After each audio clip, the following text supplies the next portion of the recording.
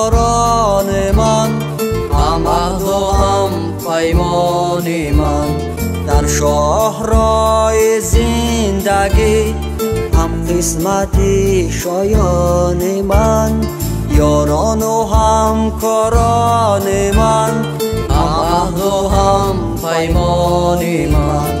در شاهراه زندگی هم قسمتی شایان من.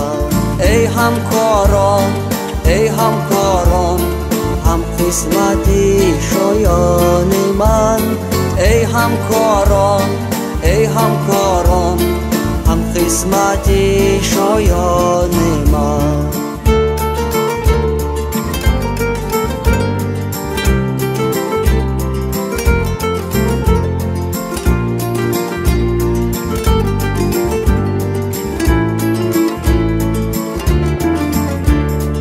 من با شمایان زنده ام، مانند گل در خنده ام. از لطف و احسان شما چون آفتاب تابنده ام.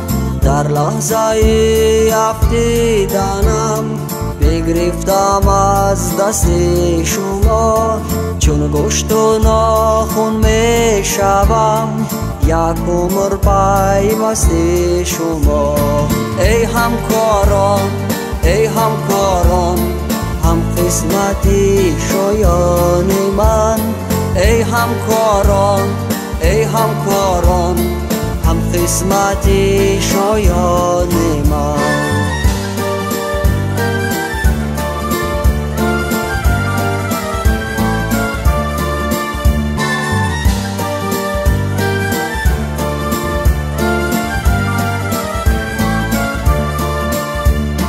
در آسمان بخت من خورشید و ماه هم گشته، در راه دشوار حیات پشت و پناه هم گشته.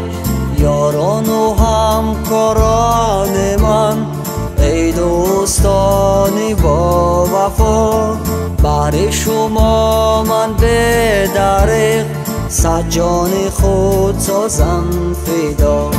ای همکاران، ای همکاران، هم قسمتی شایان من. ای همکاران، ای همکاران، هم قسمتی شایان من. ای همکاران، ای همکاران، هم قسمتی شایان من. ای همکاران، ای همکاران، هم قسمتی شایان من، هم قسمتی شایان